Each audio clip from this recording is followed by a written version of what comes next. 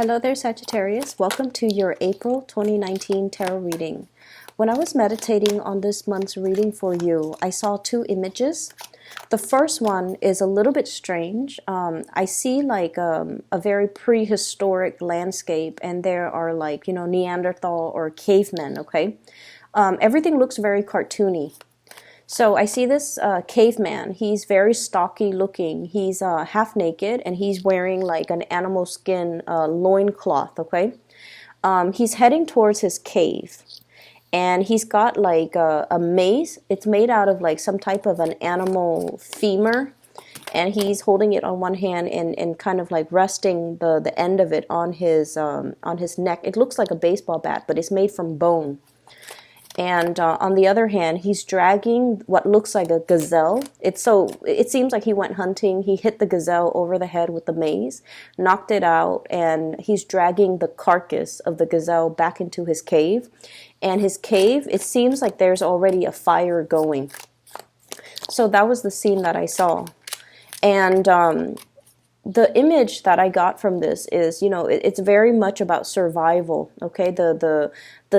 The daily functions that we have to perform in order to sustain ourselves, okay? So the whole concept about, having this gazelle, he's probably going to skin it. He's going to reuse the skin to make like a new piece of loincloth for himself, possibly.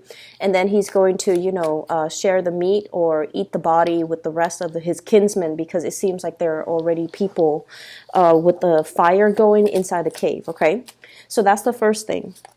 The second thing that I saw is I see the same man, but you don't see him. You kind of see his hand. It's very callous, and it looks like, he's dealt with a lot of hard labor in his life. He's looking at his hands. He's washing his hands free of blood from the animal that he just possibly slaughtered.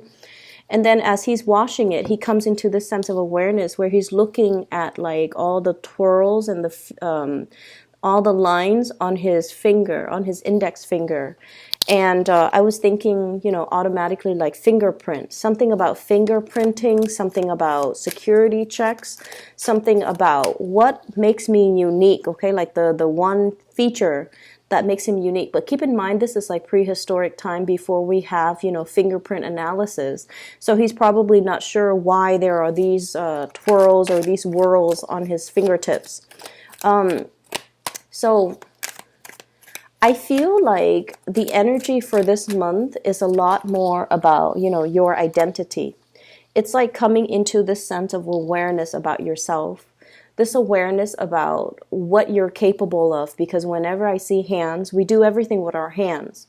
And our hands, the way that our hands look, how delicate it is, how soft it is, how rough it is, or how calloused it is, indicates a person, like they're kind of like how much they have really struggled in life. So you can tell a lot about, the profession that somebody is in based on the nature of their hands. If somebody usually has an office job, they, especially women, they normally have, really well manicured fingers. If somebody is in construction or in, in construction, their hands will probably have a lot of calluses, a lot of splinters, a lot of rough patches of skin.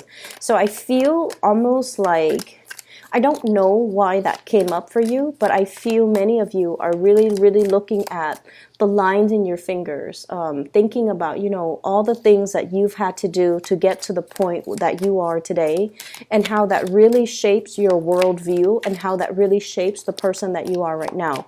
So I definitely feel a lot of the energy is all about introspection, where we have been and where we're trying to go. Okay, so I do see in all these little minute details, a lot of it is thinking about, our past, our history, our ancestry, where they've been, where we have been, and how that shapes the trajectory of where we're trying to go next, okay? So you got a lot of cards that just popped out. So I'm going to get, let me see, 7 more cards for you. So usually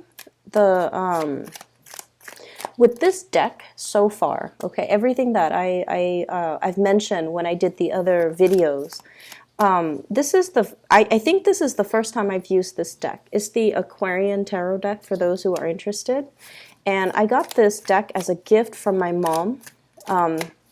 She decided to get me I think I was moving into a new location, so she got this for me.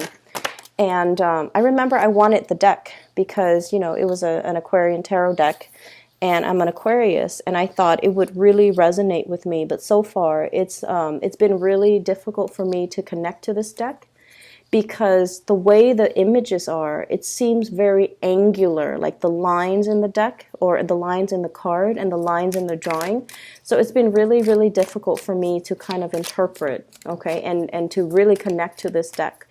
And I mentioned with one of the other signs, I feel like this might be the last time that I use this deck because I feel like I'm not getting like a fluid or a coherent message across the cards, okay? And I feel like as I was shuffling and as I meditate to get images for all the signs, the images, it's harder for the images to come in, and also the images make less sense than they did when I used the other decks. So we'll just see, you know, how things go with you guys. But that's how I'm feeling so far about this deck. And I wish it wasn't so. I wish it was different, and I wish I could connect, you know, to it the way that I do with all the other cards. But there's something strange going on, and I just feel like, you know, I'm not really able to connect with this deck.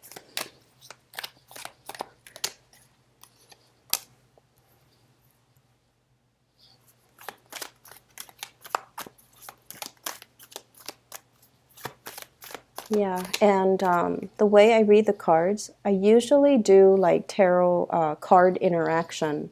One card next to another usually, you know, signifies a different meaning. So, for example, if you have these two cards and their innate meaning could be different depending on their placement in the spread. And I feel like with this deck, I kind of have to read them one by one by one, so it tells less of a coherent story. And that's just, it's different from the way that I normally read. Okay, so let me just, first of all, the two cards that really stuck out here, the first card out of the spread, we have here the High Priestess. And the High Priestess usually denotes our intuition kicking in overdrive. Okay, so this is heavily about trusting your intuition, information that comes through from a sense of knowing. Okay, but the way that this card fell out, it's right on top of the Six of Cups, which denotes to me children. What I'm feeling with this energy overall is I feel like for those of you who are in a capacity where you are dealing with children, where you're watching over them, you're taking care of them, I feel almost like you're learning a lot more about yourself through the interaction with the children or the younger people in your life. And I feel for many of you, the High Priestess, she's not like, she's a very, very wise woman, okay? She's been through a lot. It's almost like the Queen of Swords. She's been through a lot, and she has a very loving but very, very detached air about her. Okay, this is somebody who's not warm and cuddly. It's somebody you come to for advice if you're looking for the honest truth and you're looking for, you know, spiritual guidance, but it's not somebody that you can come to and just vent to, because she is the person that, you know, gives insights, gives wisdom. She's not somebody that you can cry your eyes out to, and she's not the one that will just listen when you want to vent, okay? And the energy that I'm picking up from this spread is I definitely feel for many of you, there is a sense of like learning to lovingly detach from a person that you care greatly about. It could be emotionally detached from the children, If you feel like, you want them to be self-sufficient, you want them to be capable, you want them to just be independent, you kind of have to release control a little bit, and you kind of have to let them make their own mistakes, and you kind of have to let them live their life, okay? I feel like for many of you, you're coming into this sense of awareness where in the past you might have held on to something really, really, it's like hanging on to dear life in a situation, wanting a specific outcome. And so you might have tried to actively control the situation. And this is a month where you start to release control, where you start to realize that, everybody has their own way that they want to live, and it's not our place to kind of like, interfere with that process. So on the one hand, they might come to you for advice, and you might have a specific course of action that you want them to take, and you want to make it clear that this is where you should go. But I feel like you're learning loving detachment, where if they're coming to you asking for answers, asking for advice as to what they want to do, you're going to be very impartial in letting them know all the possibilities, all the different routes that they could take, and only hope that they would do what's best for them. So what you want, I feel like you're putting that on the back burner. What you want for the other person to do, you're putting that on the back burner because you want them to live out their destiny, and at the same time, you want them to learn. So you're taking a little bit more of a hands-off approach. I'm going to show you all the possible paths that you can take, but ultimately that decision is yours. So I see you taking a step back, exercising loving detachment with another person that you really care about. This could be children. This could be somebody in your life that you are, really, really, truly in love with. But you know that you cannot interfere with their life path, with their life destiny. Just like that twirl in each individual's fingertips.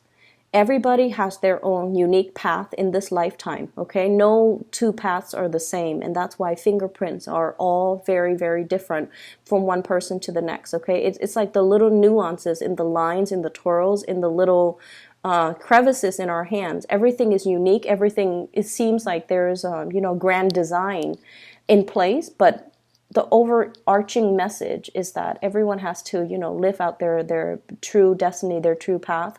And we're not in a position where we should steer somebody to do something that we want them to do. So I feel like you're coming to the realization that we can try to control, but ultimately it is wrong for us to overstep our boundaries or to kind of like manipulate a situation to get the outcome that we're looking for. Because when we're dealing with another person, we really cannot interfere with their free will. Okay. On the tail end of that, I'm feeling like many of you are really, really thinking heavily about situations in your life. So this is a spread that is very introspective. You're thinking about a decision in your life where you were so emotionally invested in another person and you wanted a specific outcome. And I feel like you might have wanted the other person to take a specific course of action. And you start to realize that, the more you push, the more that energetically they resist. They might not resist you outright. They might not tell you, you stay out of my business. But I feel like the more you try to control it, the more that it slips your fingers, the more that it slips through your fingers. So the best that you can do is, just sit there and wait for them to arrive at the best decision when they are ready.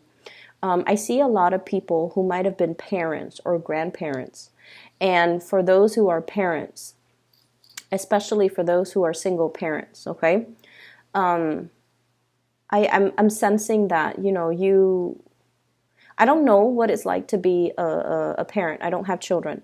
But I feel like a lot of us, when we have children, we see the children not for their biological age, but for the fact that they're always going to be children. We watch them grow up. We change their diapers. We feed them. We clothe them. We watch them when they're napping, when they're sleeping. So there's definitely this maternal, paternal, overprotective energy that is triggered within us, right? And so no matter how old the children get, they can be in their 30s, they could be in their 40s, they're always, in our eyes, they're always going to be our babies.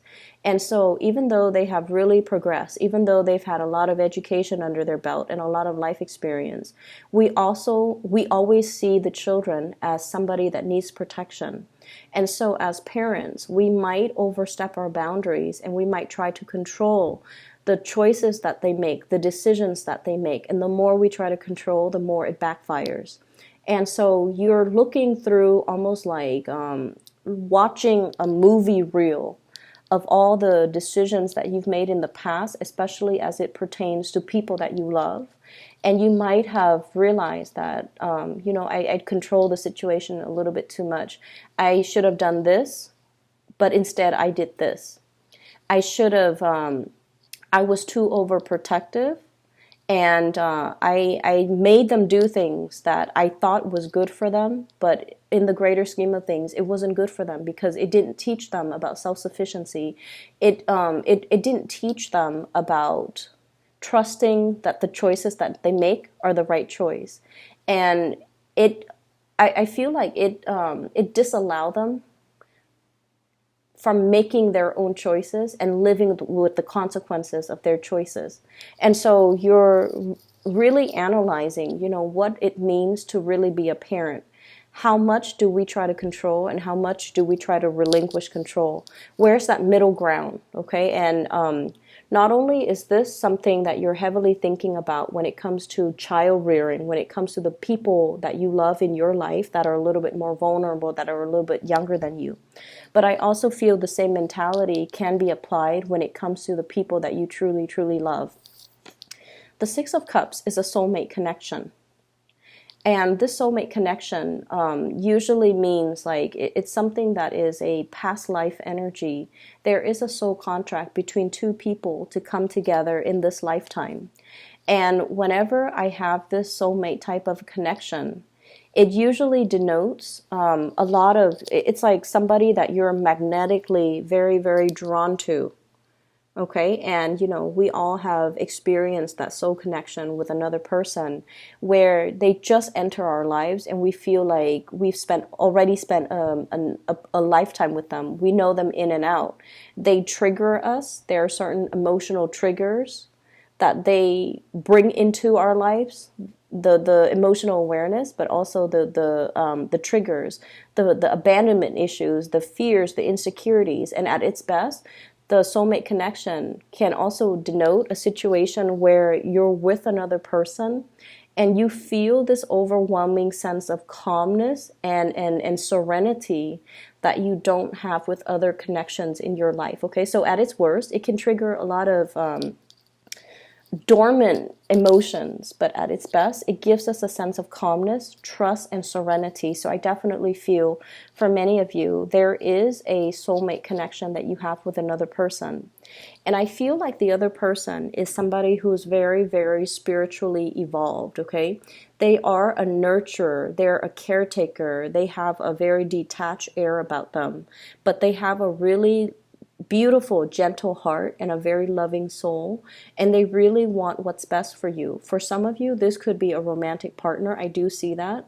And then for others of you, this could be somebody that is, I do see an age gap, and I do see like a generational rift where you see things from a different angle. You might be the one that is a little bit younger, whereas the other person's a little bit older, okay? So this is your energy here. We have here the Knight of Rods. This is the Knight of Wands. This is somebody who's almost like the Fool, okay? The imagery with the little baton resting on his shoulder. It's somebody who's very excitedly starting out on a new life. So they have a new lease on life. They're starting out on a new life. There's a lot of hopeful energy associated with this knight. He's very passionate. He's very excited. He's very truthful. He's very adventurous. And so this is somebody who's very, very enthusiastic about being independent, about, being able to live his life the way that he knows how. And you're dealing with a soulmate connection that is the High Priestess. And for some of you, this is an older person, okay? Somebody who might be about 40 years old, about 50 years old. And this is somebody who, I feel like that plant they're holding is you. They want to nurture you. They want to take care of you. They might be a little bit on the controlling side where they want you to do things a specific way.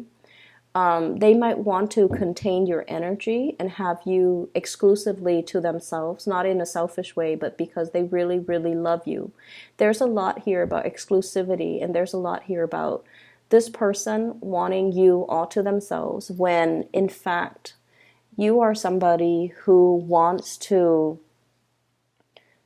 explore your territory. You're not done living your life just yet, and you're not in a position where you're ready or you're willing to settle down just yet. And I feel like the other person is in a position where they do want to settle down. They do want to start a family potentially, and they really want to, do that with you. But I feel like for many of you, you are definitely aware that you're not that person that the other person is looking for, that you might not be in a position to reciprocate and give them everything that they're looking for. So if this sounds like it's your situation, you have to be very truthful and honest, because I feel like there's a connection between you and another person that is very, very undeniable. Okay, it's really strong.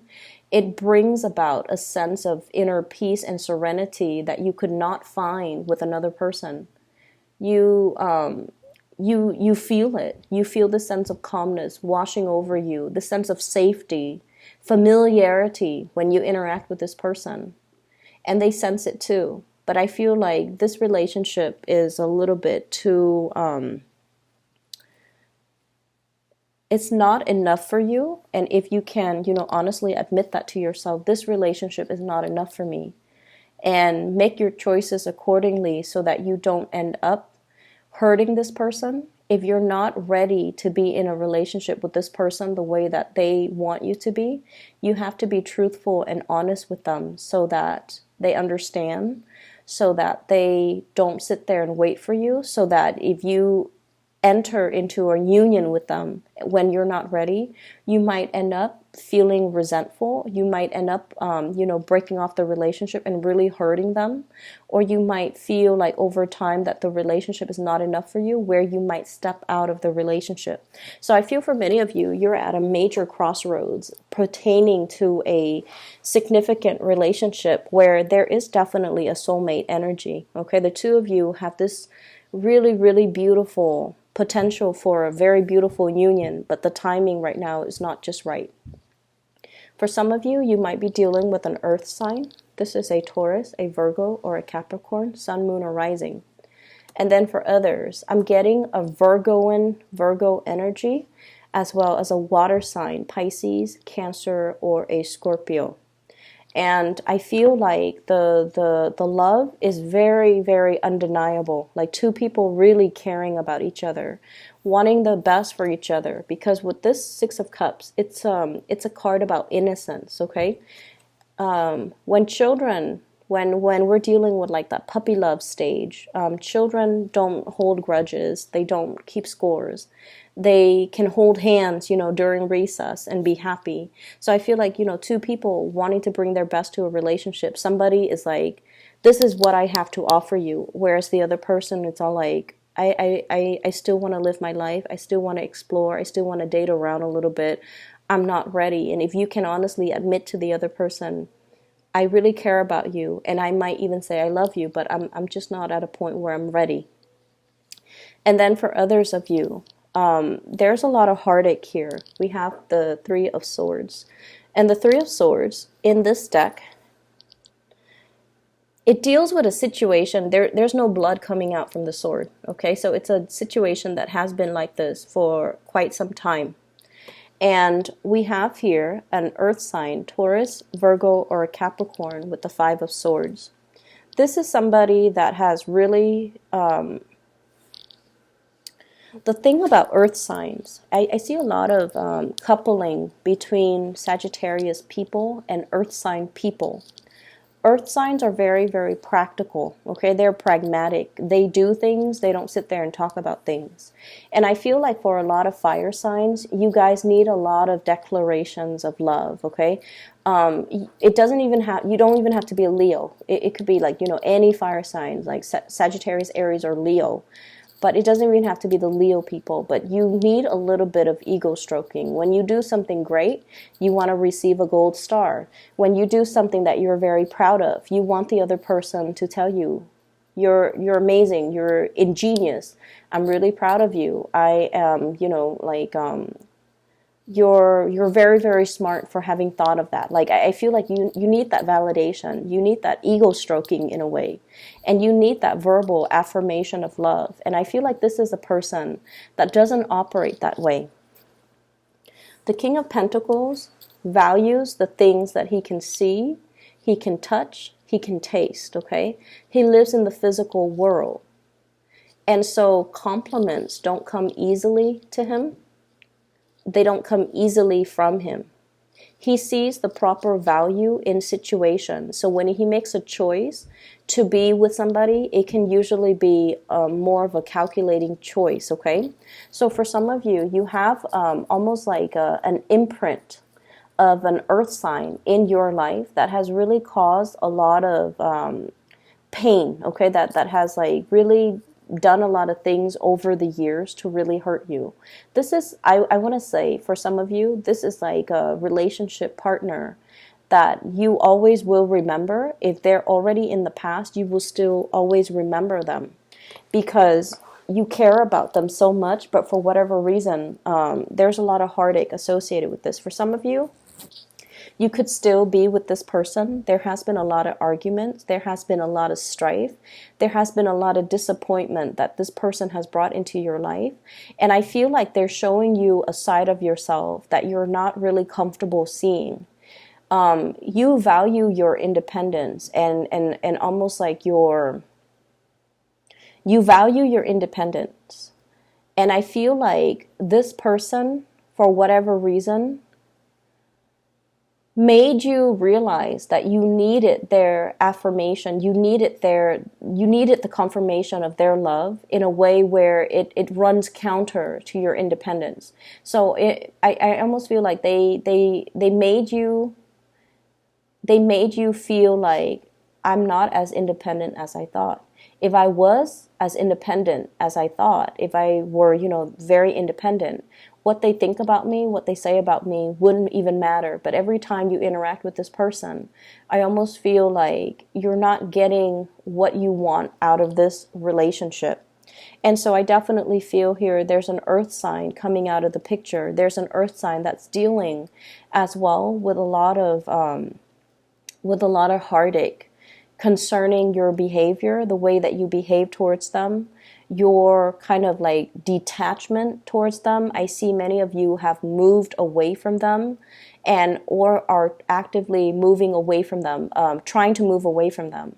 So I feel like this person is trying to reach out, they're looking back at their past too. It's not like, you know, they don't reflect on the past. They're looking back at the past and they're looking at their contributions to the downfall in this situation. I feel like it's somebody who lives with a lot of regret. And for whatever reason, they have a really hard time admitting that they made mistakes. They've had a really hard time admitting how their actions have contributed to the emotional rift between you and them. Okay, so I definitely feel there's somebody here that is mulling over their life choices and feeling like they have made some big mistakes when it comes to you, when it comes to the things that they have done, the things that they have said, and the decisions that they have made regarding you. The Three of Swords usually as well indicates a third party type of an interference. So I feel like they might have let other people get in between the relationship. And I feel for many of you, this might be family. They might have put their family first. They might have also put other situations first before you. And so you felt almost like second best in this relationship. And I feel like for many, many years, it really hurt your self-esteem to the point where your heart becomes a little bit callous. to the point where you try to downplay their importance in your life, okay? You really try your best to tell them that, oh, you don't mean a lot to me. And, I can find another person like you. I'm not stuck on you. There's nothing here that indicates I can't walk away from you. And I feel like you might have used that kind of like to kind of throw it in their face, to let them know, to kind of like put them in their place, to let them know that they don't mean a lot to you. But I feel like there's a pain in this relationship that you both are carrying. They're suffering from the consequences of their actions. They didn't prioritize you. They didn't see the value in you. They didn't put you first.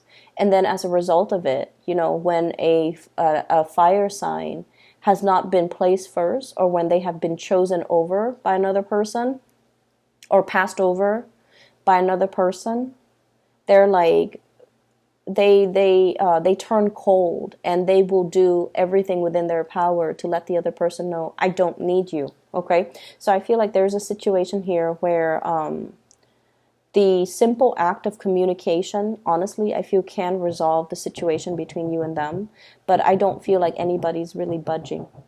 Okay, I don't feel like anybody's really budging. What I have here is the Six of Wands, and I feel like this is you kind of like turning your nose up at the situation and trying to move on with your life. So for many of you, you might have already been separated from this person. You're trying to move on with your life, trying to take care of the practical things. This is a card that denotes to me success, okay? Victory, having making a lot of positive strides in your own life, moving forward with your career, getting a lot of positive reception, getting recognition from the physical environment that you're in, from coworkers, from colleagues, in the professional environment, and using this kind of like as a self-esteem boosting type of an energy. Okay, so I feel like you're not able to find that love and that support from the home environment, and so you're moving forward and trying to make your mark in the world.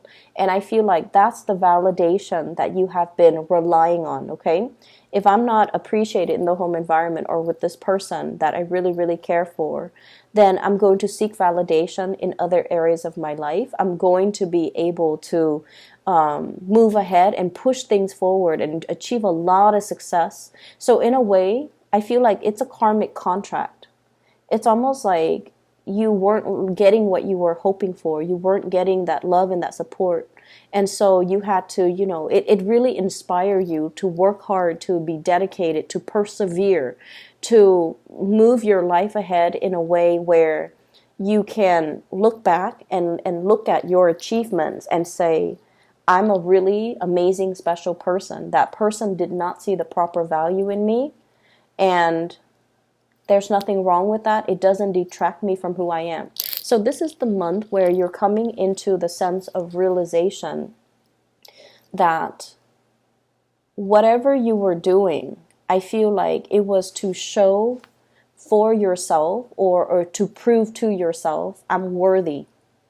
Okay, it took many, many years for you to realize this, that everything that you thought you were doing naturally, just as a part of your, I almost feel like as a part of your destiny, it wasn't so much your destiny, it's that you were looking for a lot of validation. You worked really hard.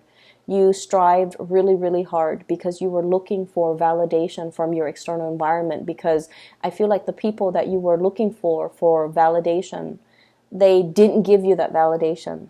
It's almost like you couldn't get that with your house, your home environment, through the people that you love, through relationship partners, through siblings, through children. So you had to push in a different arena, in a different way, in the way that Sagittarius people know how. And so by pushing ahead, by moving forward, I feel like you have really outdone yourself. You have really shown in the professional environment. And I feel like that gave you that self-esteem boost, okay? So this is very much about figuring out where we have been. We've been kind of like mired in this situation, and it really, really shaped our sense of self-esteem. And it really, really shaped, it really like pushes us to achieve more because we felt like we weren't appreciated by the people that we really cared about or by the people that we love. And so moving forward, we have a lot of energy about you taking charge of your life, okay? In the past, you were this, okay? Knight of Wands, somebody who's hot-headed, somebody who's like out to change the world.